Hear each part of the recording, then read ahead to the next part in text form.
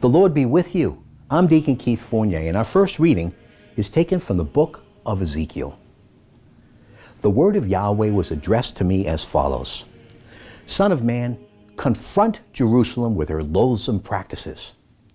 Say this, the Lord Yahweh says this, by origin and birth you belong to the land of Canaan. Your father was an Amorite, and your mother a Hittite.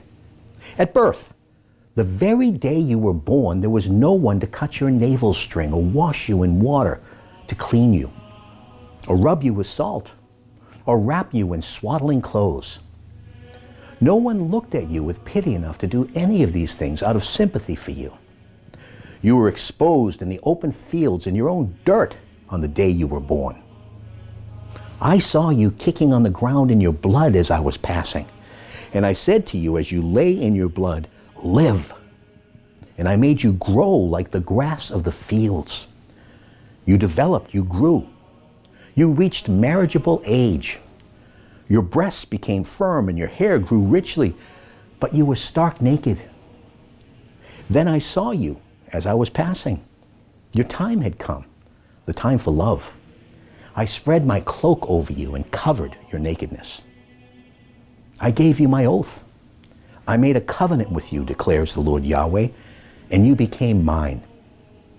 I bathed you in water. I washed the blood off you. I anointed you with oil. I gave you embroidered dresses, fine leather shoes, a linen headband, and a cloak of silk. I loaded you with jewels, gave you bracelets for your wrist and a necklace for your throat. I gave you a nose ring and earrings. I put a beautiful diadem on your head. You were loaded with gold and silver and dressed in linen and silk and brocade. Your food was the finest flour, honey, and oil. You grew more and more beautiful, and you rose to be queen.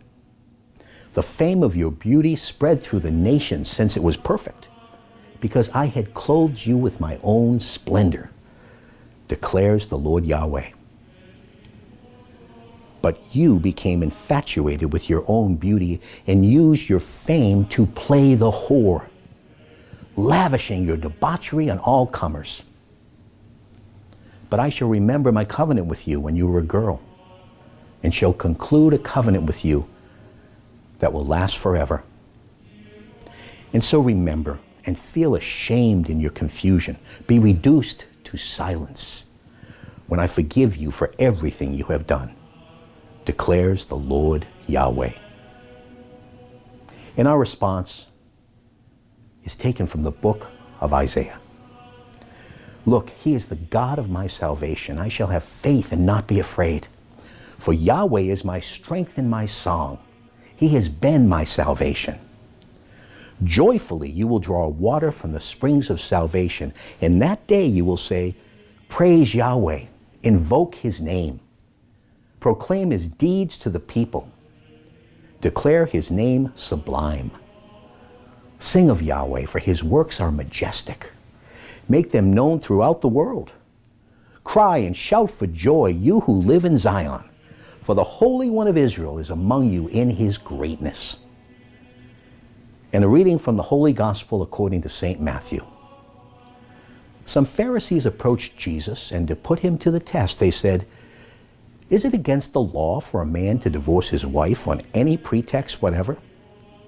He answered, have you not read that the Creator from the beginning made them male and female? And that he said, this is why a man leaves his father and mother and becomes attached to his wife, and the two become one flesh. They are no longer two, therefore, but one flesh. So then, what God has united, human beings must not divide.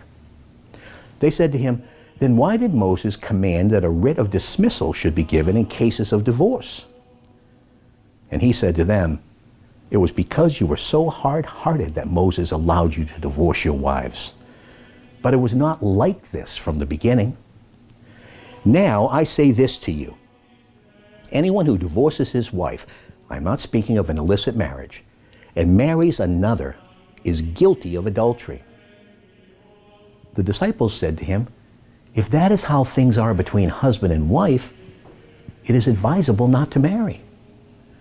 But he replied, it is not everyone who can accept what I have said, but only those to whom it is granted.